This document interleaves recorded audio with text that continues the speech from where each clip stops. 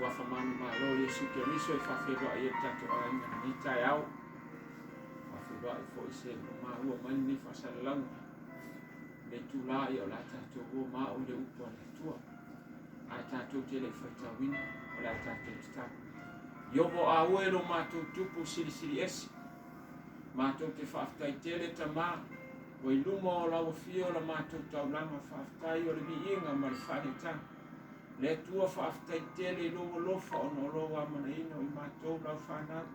Whaftai ta maa o no loa nganga pa ia sa whatasi ma i mātou. Au mātou tau mo whai le tua e mori mori atu lo vi inga. Whaftai molo mātou wa manoa. Whaftai tele ta maa o no lau whaunga ia te mātou. Whaftai ta maa no wai whaamanoa ina i mātou te whaanongonongo i lo si fonga. Mātou te talo ta maa whaamole mole. Se e whaau mai a te au nei awari tau tarangia o lau whio pa ia. Allow me, Lord, to speak on your behalf. Le tuai whaau le whaanongonongo a lau whaanau. Wai fo i se o whaatasi mai mātou i lunga le lengi. Ia e whaamanuia ma ia e whaau ia te ilatou. Ia o mātou whaanongo mare te tau. Ia o mātou whaalongo ina mare matau. Nau upu fola fola. Ina ia whaamania ina ai i mātou. Ta maa whaafitai tele i loa lofa tunoa. Ia mataina le upu mai lau a whia la na fola ina le manuia. Whai wina le manuia. Tu mawari inga i lo suwafa manu malo Yesu Keriso. Lo mātou ali i lo mātou whaola. Amen. Amen. Amen. La mawar tātou tu si whai tau. Tu se whengenga fōu. Ioane evangelium tāu koe tot. O le tātou whai tau whila wha. Mai le whai upu. Mo mua se i whaangata. I le whai upu si fū. Tu se whengenga fōu. Ioane evangelium tāu koe tot. O le tātou whai tau mai le whai upu mua. Se i whaangata le whai upu si fū. Amen. O le whaau talaina. O le fitalainga Yesu Keriso. Maniko temo. Amen. O le tasi tangata o lola au farsaio. O niko temo lona ingoa. O le tasi lea fai pule o Iutaia. Walu atane o ia Yesu i le po. Ua fai mai a te ia. Rapi e. Ua mātawi loa o oio le awa o ua maliu mai. Ua maliu mai le atua. Awa ele mawhai se tasi o na whai o ia whai loa e te whai. Whai longa e te whai ana le ia te ia i le atua. Ia i le atua. O tali atu Yesu. O whape atu ia te ia e moni. E moni. O te whai atu ia te oe. A le toi whanau le tangata. E le mawhai o nei loa e ia le malo le atua. Ua wha mai ni te ia te ia. E mawhai e a whapea o whanau le tangata o. E mawhai e a ona te ofi le manawa lono tina. E mana mai fo. O tali atu Yesu. E moni. O te whai atu ia te oe. A whai le whanau se tasi i le vai ma le angang. E le mawhai o na sao o ia i le malo le atua. O le ua whanau mai le tino. O le tino lea. O le ua whanau mai fo i le la le anganga. O le anganga lea. Aua e te ofo. Ma wana o whai atu ia te oe. E au ina toi whanau mai o tō. E angi le matangi le mea noto i ai o ia. E te whaarongo fo i lona angi. Ai a te lei loa le mea sawa. Ma le mea i alu atu iai. E whapea i la tau uma o e ua whanau mai i le anganga. O tali mai niko temo o whapea mai i a te. E ma whai whapea whea o na whai. O na tali atu ea o Yesu. O whapea atu i a te ia. O oe o rea oa o Israel. Ai e te lei loa ea ni mea. E moni. O te whai atu i a te oe. Mātou te tautala i mea o mātou i loa. Mātou te moli maufo i mea o mātou wa ai i atu. Ai le talia mai e o tō. La mātou maus. Ia whamanu. Tele lava le atua. I le whaita wina o lana fionga pa ia. Ia tūmau pēa i le atua le vi inga. Le whamanu ma le whaneta. Nei maso uma lava. Se ia o i le whavavau. o se mata upu e fia whamalosi ai mo i tātou le nei tai au e whapea. E te tau no tātou whanau fōwina. Pi pōna ken. E te tau no tātou whanau fōwina. Mo whetalai Jesu Keriso. E moni o te whai atu i ate oto. A le toi whanau i whonofa. A le toi whanau fōwina tangata. E lei doa e ia. Te le o foi oia i mano le tua. Amen. Amen. Hallelujah. Jesus said, very truly I tell you, no one can see the kingdom of God unless they are born again. O le whanau fōwina, o se upu lea i fia whamalosi ai mo tātou le nei taia. Ona o tātou wama ai le nei vaitau. Tele mea o tutupu mai, o le toi whaingofia. O le toi whaingofia le nei o langa. O le o toi sa varivali le ti apolo, o lele. O sa ili ni tangata o lana vai ngā au. Ai whaaftai le alofo le atua. E whaamanatu mai a te tātou lana upu. Ina ia whaolaina i tātou. E ao no whanau fōwina i tātou. Ono le fina ngalo alofo le atua. Ina ia o tātou maua le ola e whaamavau. Amen. Praise the Lord. Hallelujah. O le whanau fōwina. O le whaamamaina leo i tātou. E ala i le alofa o le atua. Hallelujah. Nono winga. E te tau o na whaamamaina i tātou. E ala i le alofa tu noa o le atua. Hallelujah, Lord. O le ngā luenga nea tātou o te tau no tātou whaia tātou ke saili. Ina ia whaamamaina o tātou wola. Ina ia whaapaiaina i tātou. Tātou te saili i le alofa o le atua. How can we sit? Ina ia whaapeo na whaamamaina o tātou wola. E whawhiwheo na tātou maua le ola whaamamaina. A whai o tātou malama mo tātou lo. O le a whai ngō fia fo no tātou la ngona ina. Se tasi vaenga o le ola whanau fōwina. E ala le tuina atu o lo wola e te ngalue. E te ngalue ai mo ia. E whaanga ai no wola e te au aunga mo ia. Ina ia tuina atu lo wola o se tauranga tangata. Ina ia e au aunga atu ai ia te ia. Amen. Hallelujah. O te taritono fo i le nei tai au. O le avele nei whaamalosi o se whaamanuianga i se tasi. O lo whaalongolongo mai le nei tai au. Ina ia tā pena ai oi. O se tangata fou. O se tangata. O le a whaamanuiaina. O le a tā pena ina oi mo le ola i whaamava. A wāru le whetalai Jesu Keriso i moni o te whai o te whapeatu i ate o tau a le toi whanauina le tangata. E leilo atu e ia le mālo le langa. Amen. Mai ngā mua la te whia whaamanosi ai mo i tātou le nei taia. Hallelujah. O le ola kerisiano. E te tau o na avea o ia o se tangata e ngā lue ma le whaamaoni i le tū whaaleanganga. Whaatinoina ni ngā nuenga le lei. E vi i ai le tua. Amen. Hallelujah. Tasi le vaenga. Ina ia i loa i e tātou.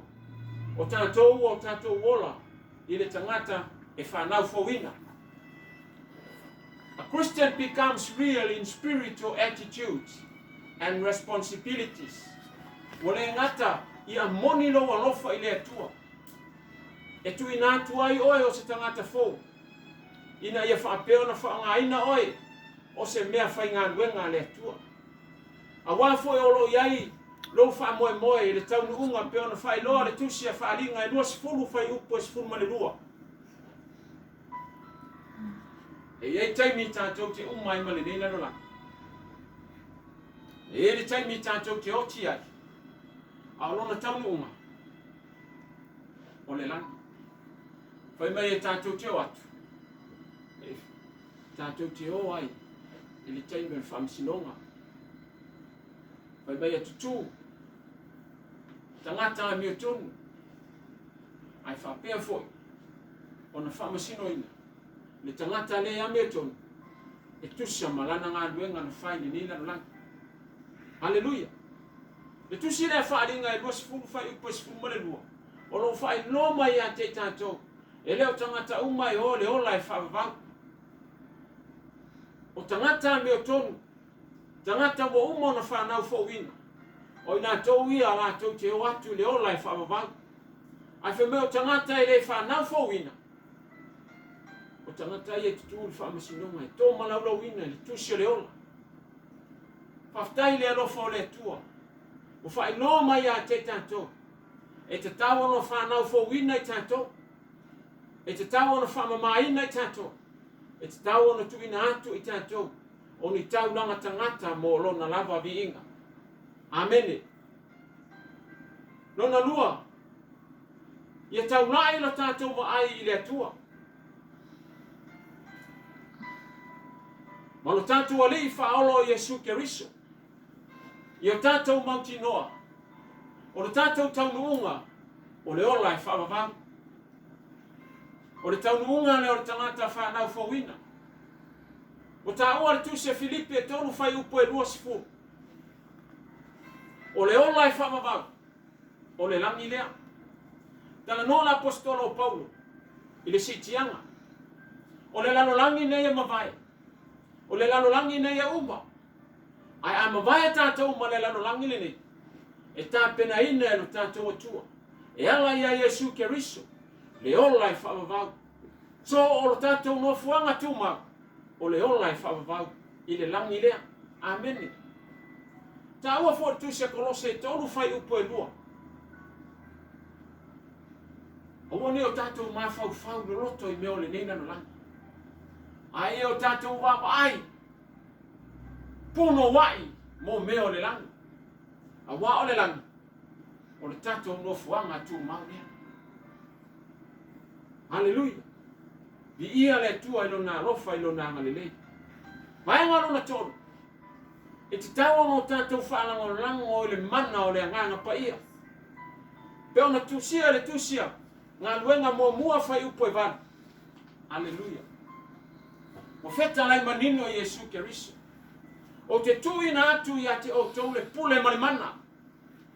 Ina i o tātou ngā lue hai. Ina i o tātou o atu i e tā lai. Nana tala le lei. Whaola ina se anganga. Tātou te o atu i Utaia. O Samaria. O tulu inga o le nei lana laki. O tala no le fionga pa ia le tua po le whetalenga manino Iesu Keriso. Le tusi le mo ngā luenga whai upo e vana. Ina ia whaonga ina i tātou. Tātou te oi tā lai lona whina ngana. Tātou te oi ngā lue. E le ngata ina. Whaola ina ma ia whanau fōwina i tātou. Tātou te ngā lue e mo ia. Hallelujah. Peo na tā ua fōi whamalosi le aswana mafi. Step out from your comfort zone.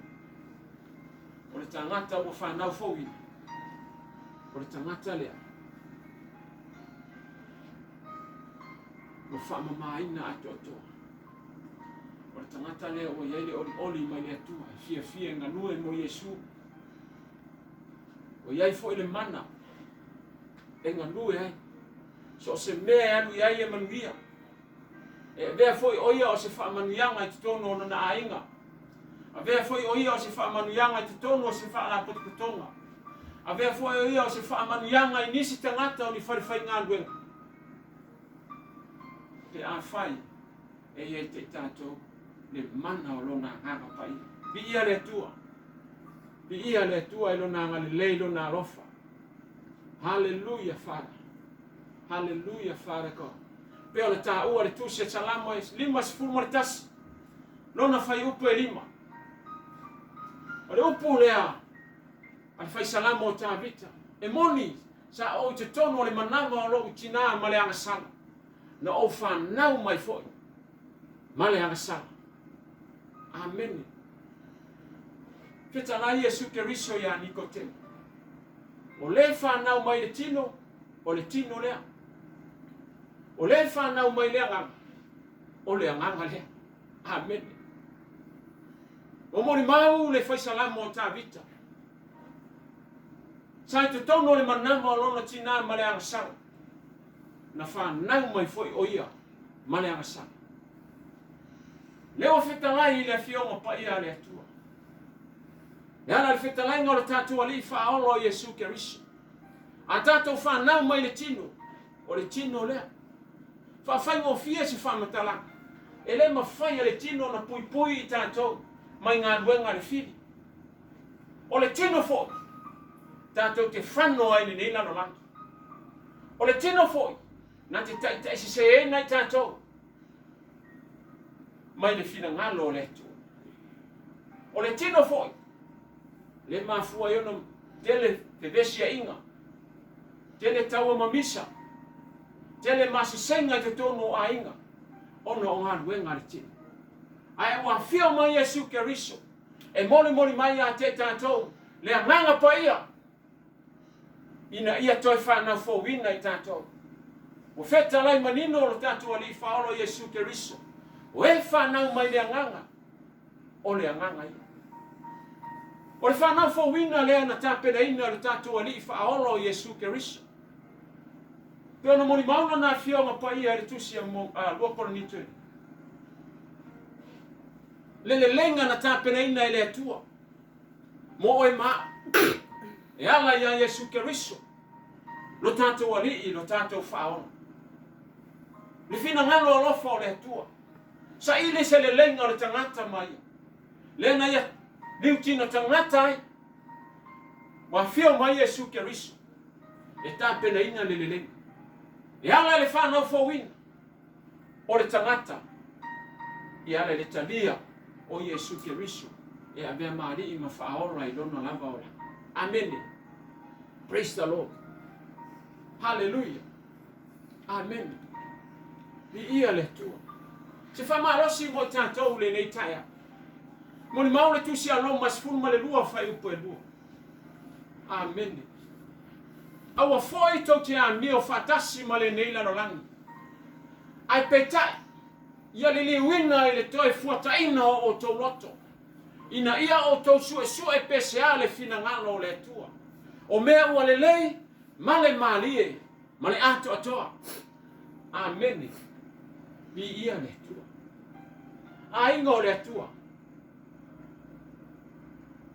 O le fi au le mo tātou le nei taia. Wa whetalai le upo le tua, awa foi tau te a mio whatasi ma le nei lalo langi. O tangata a mio whatasi ma le nei lalo langi. Le whetalai Yesu Keriso ia Nikodemo, o e whanau mai le tino, o le tino lea. Hallelujah. Hallelujah. O ngā luenga ia le tino, o tangata ngā lue whatasi ma le lalo langi. Au tangata ngā lue ala i le nganga paia le ola toi whanau fōwina. O whetalai manino le apostolo Polo. Ai peitai. Ia le liwina i le toi fuata ino o tau loto. Ina ia o tau sue pese ale fina ngalo le tua. O mea ua le lei. Hallelujah. Male malie. Male ato atoa. Hallelujah. Hallelujah. Whetalai le upo le tua. O mea o le lalo langi le nei. O mea tātou te vai ai. E whōringa e matango fie. E whōringa shine mai tai peise awo. Ai a tātou ngofi ta tonu. O lo iai puapua ngā mawhainga tā. O lo iai whawhita hauri. O lo iai le whawhanonga. A wā o mea le tino. E hi o ai le tino. E hi u le pala. O le mafuanga fo lea.